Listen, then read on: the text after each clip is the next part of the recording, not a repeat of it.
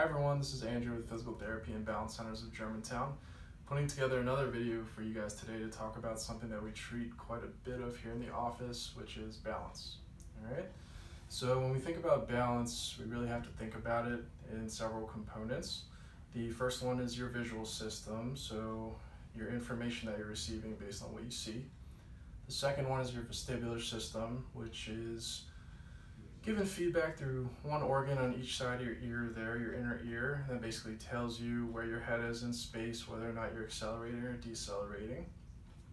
The third one is your somatosensory system. So basically that's what you feel externally and also your body's way of telling you or giving you information about where you are in space. Lastly, you need to think about the neuromuscular system and the musculoskeletal system, which is basically pertaining to how you respond to a situation where you are losing your balance, maintaining your balance, and your strength and range of motion.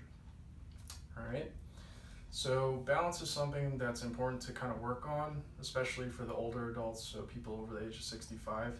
According to the CDC, about 1 in 4 people is going to have a fall every year.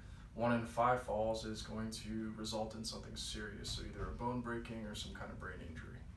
We definitely want to avoid that, so it's important to work on.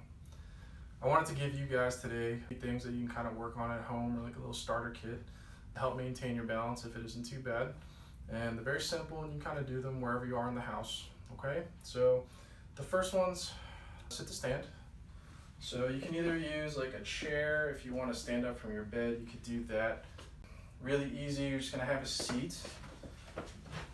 And usually if the legs are a little bit weaker, people tend to use their hands for some support, and that's okay to kind of start with. Really easy, you're just gonna put your feet about shoulder width apart on the floor. You want your feet nice and flat, and kind of watch your knee alignment with this one. You don't want them to cave inwards at all. Just kind of keep them out and keep them there.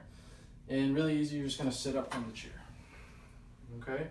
So I would maybe start with about 10 of these first. See how you feel, and if you feel okay, not too tired, you can go ahead and try another 10 or so. And if you're using your hands on armrests here, you can help kind of push up and down, or you can use your legs to kind of help too. Okay? So that's the first one, to kind of work on that strength a little bit. It's going to give you the most bang for your buck. Sit to stand is a really functional exercise, so definitely give that one a try. The next two, you can kind of do next to a countertop just to be safe. If you want to use like the back of your sofa or the back of a chair, you can also kind of use that. Primarily balance exercises, so you just want to make sure that you have something sturdy in case you start to lose it a little bit. Alright, so first one's really easy. You're going to stand next to your countertop, and you're just going to put your feet right next to each other. Alright, so the reason we're making your base of support smaller is as we get older, our balance or stability tends to shift upwards towards the hip. And so what we do as a compensation is if our balance isn't too good, we start to kind of walk out here like this. So you see a lot of people with a wide base of support kind of walking slow and shuffling. We want to train you to not do that. So we just bring the feet in close. That makes it a little unstable. That's going to work your muscles a little more. Alright, so you can start with a hand down on the countertop. If you want to face it, it will just be this way. And if you're feeling comfortable, you can just kind of lift your hands up and see if you're wobbly at all. Now, the good thing about this too is you can kind of practice this when you're doing things around the house. So I tell people all the time, if you're brushing your teeth, just put your feet together, and that's an easy way to kind of work in the balance with your normal routine. Alright.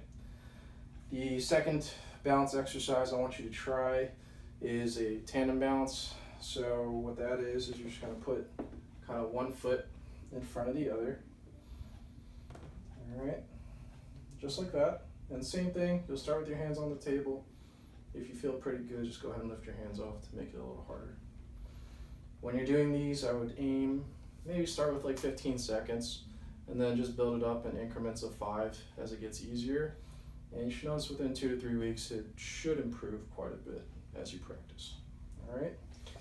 Now, if your balance isn't as good, and it's a little more wobbly, or you're a little more unstable, You really have to use something to hold on to when you walk. A lot of people tell me they hold on to the wall of the furniture as they kind of walk around their home.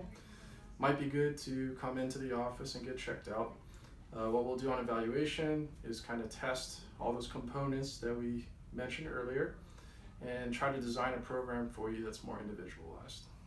So take care, guys, and I'll see you around next time.